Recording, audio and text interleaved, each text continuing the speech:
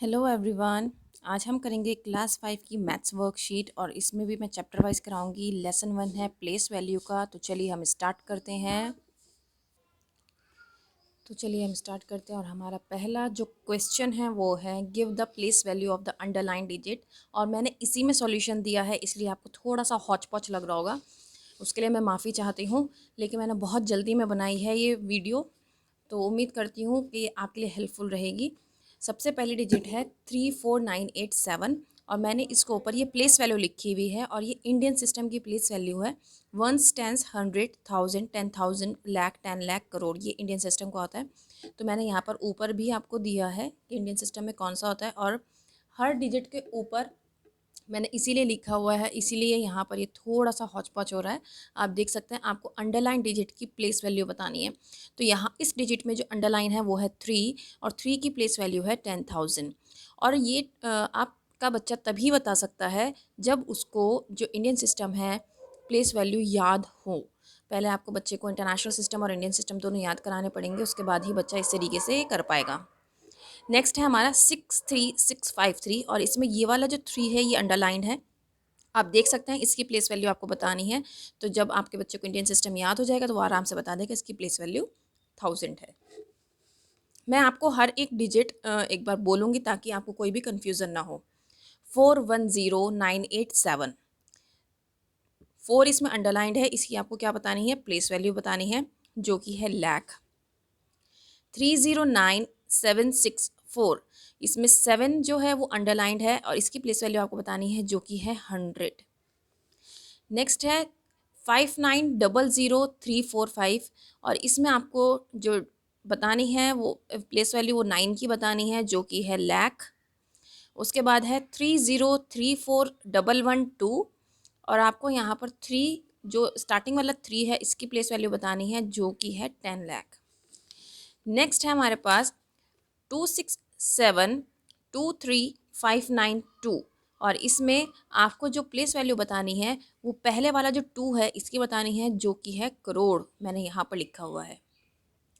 उसके बाद है 70419347 और यहाँ पर आपको 7 की प्लेस वैल्यू बतानी है जो है वंस। नेक्स्ट है यूज़ द डिजिट्स 563891। ये कुछ नंबर्स आपको दे रखे हैं, आपको इन डिजिट्स को यूज़ करना है और आगे जो क्वेश्चंस हैं उनको सॉल्व करने हैं। Build the greatest number possible, इस नंबर से, इन डिजिट से आपको जो ग्रेटेस्ट नंबर आप बना सकते हैं वो बनाइए। तो यहाँ पर बनेगा 986531। फिर उसके बाद है build the smallest number possible, इन्हीं डिजिट से आपको स्मॉलेस्ट नंबर भी बनाना था जो हमने बना दिया है यहाँ पर 135689। नाउ नेक्स्ट है give the expanded notation and number name for both. Expanded notation भी आपको देनी है और नंबर नेम भी देना है। मैंने यहाँ पर सिर्फ और सिर्फ नंबर नेम दिया है। एक्सपेंडेड नोटेशन आप अपने बच्चे से खुद से करवाइए, वो बहुत सिंपल होती है। जैसे कि ये है 98986531 है, ठीक है। तो सबसे पहले आप 9, उसके आगे कितने डिजिट्स है 1 2 3 4 5, ठीक है, 5 डिजिट है तो 50 1 2 3 4 5 प्लस उसके बाद 8, 8 के बाद कितने डिजिट है 1 2 3 4, 1 2 3 4, फिर उसके बाद प्लस 6 के बाद कितने डिजिट है 1 2 3, तो 6 लिखिए पहले, फिर 1 2 3, फिर प्लस लिखिए। उसके बाद है 5, 5 के बाद कितने डिजिट है 2, तो यहाँ पर 1 2, फिर 3, 3 के बाद कितने डिजिट है 1, देन 1। ये क्या, इसको क्या कहते हैं हम, एक्सपेंडेड नोटेशन। इसको हम कहते हैं एक्सपेंडेड नोटेशन। तो आप ये अपने बच्चे से खुद से करवाइए और इसकी प्रैक्टिस बहुत अच्छे से करवाइए, क्योंकि ये आपके 4th में भी होती है और 5th में भी होती है। और 5th में नंबर्स बड़े होते चले जाते हैं, ये आप देख पा रहे होंगे, ठीक है।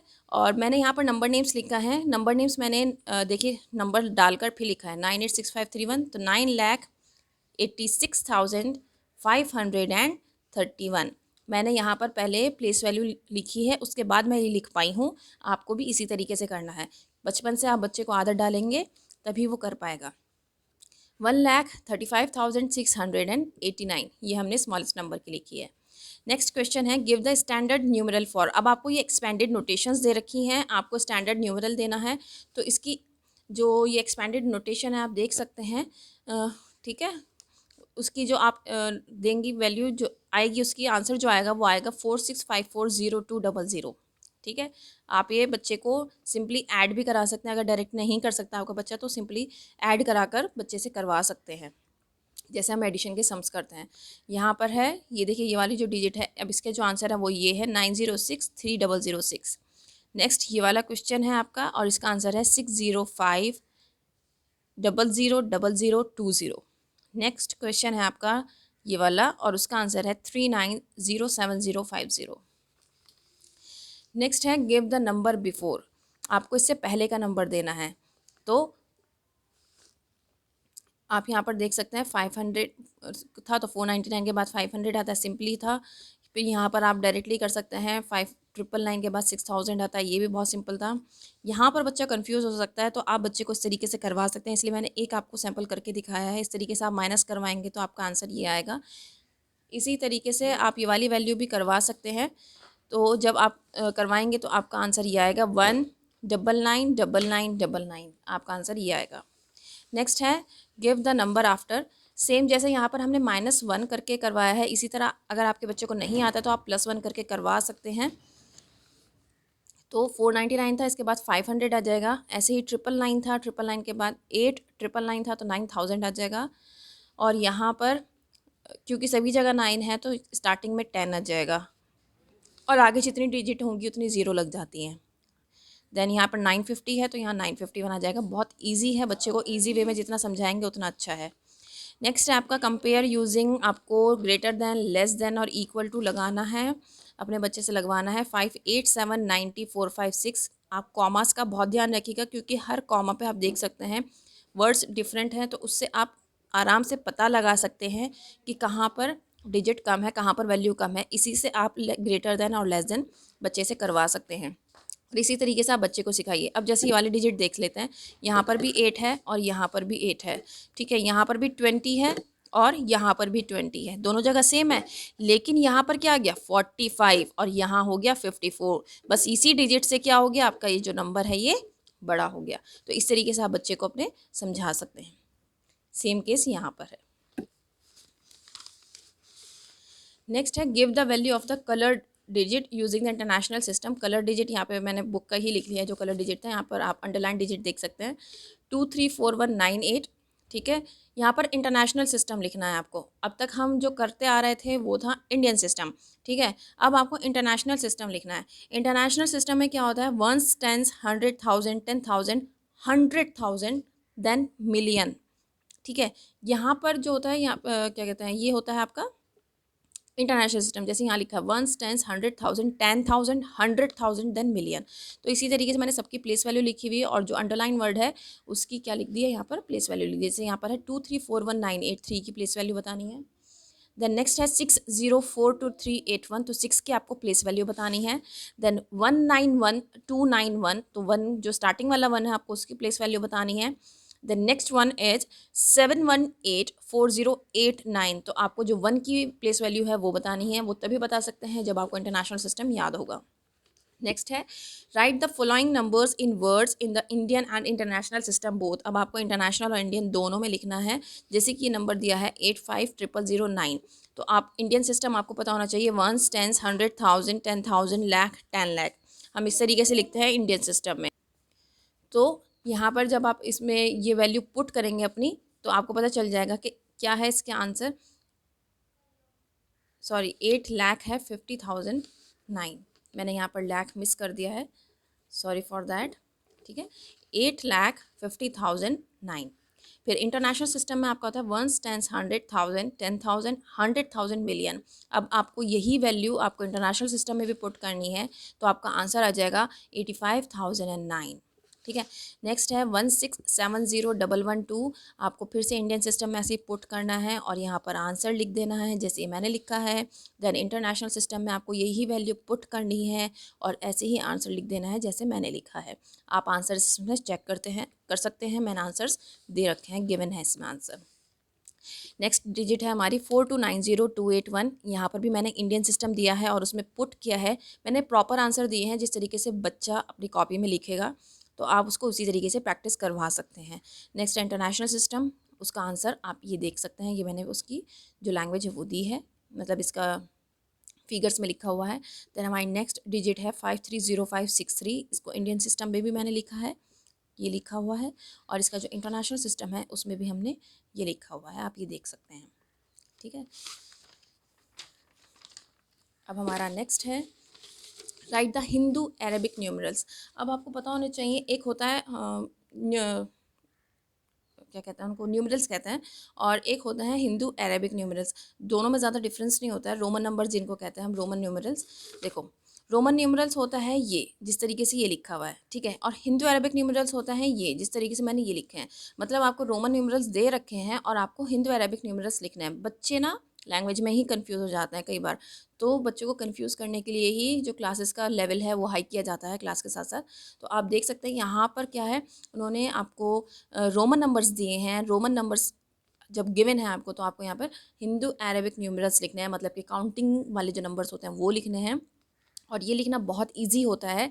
जैसे कि आप देखते हैं 10 हम ऐसे लिखते हैं, ठीक है, ये 10 हो गया, 10 + 10 20, ठीक है, 10 + 10 20 हो गया। उसके बाद हम 4 किस तरीके से बनाते हैं, ये देख सकते हैं आप, 4 इस तरीके से बनाते हैं। 20 में 4 ऐड करेंगे तो आंसर क्या आ जाएगा आपका 24, ठीक है।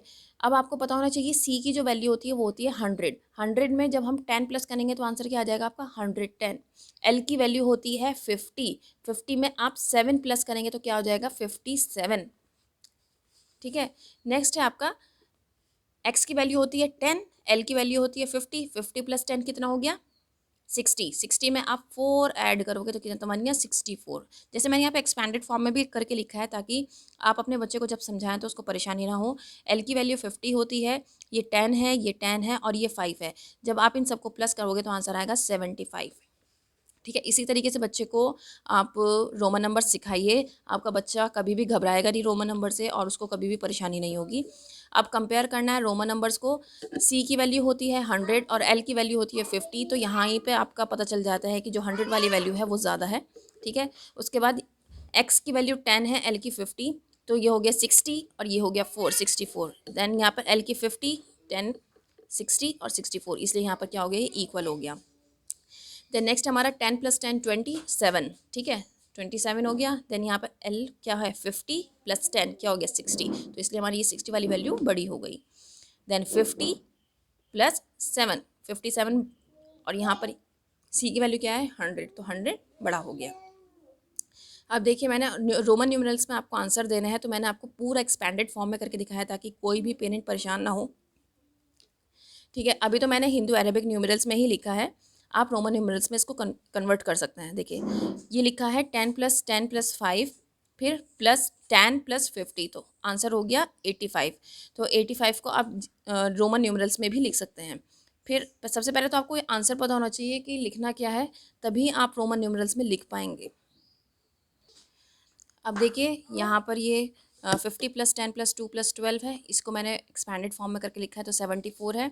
देन ये इसकी वैल्यू मैंने यहाँ पर लिखी है 50 + 10 + 10 + 30, तो 100 हो गया। और ये माइनस किया है यहाँ पर 50 में से 39, माइनस करके 11 आ गया। अब इसके हम रोमन न्यूमरल्स लिख लेते हैं। 85 का जो रोमन न्यूमरल्स लिखा जाएगा वो किस तरीके से लिखा जाएगा 50, 60, 70, 85, ठीक है। 74 का लिखा जाएगा किस तरीके से 50, 60, 74। 11 का कैसे लिखा जाएगा 11, ठीक है। फिर है 100, 100 का कैसे लिखा जाएगा सी। मैंने आपके जितने भी ये चारों आंसर्स थे मैंने इनके आंसर्स आपको यहाँ पर लिख दिए हैं रोमन न्यूमरल्स में। उम्मीद करती हूँ ये वीडियो आपके लिए बहुत ज़्यादा हेल्पफुल रहेगा। अगर रहे तो लाइक शेयर ज़रूर करिएगा और चैनल को सब्सक्राइब करना बिल्कुल मत भूलिएगा। That's all, thank you.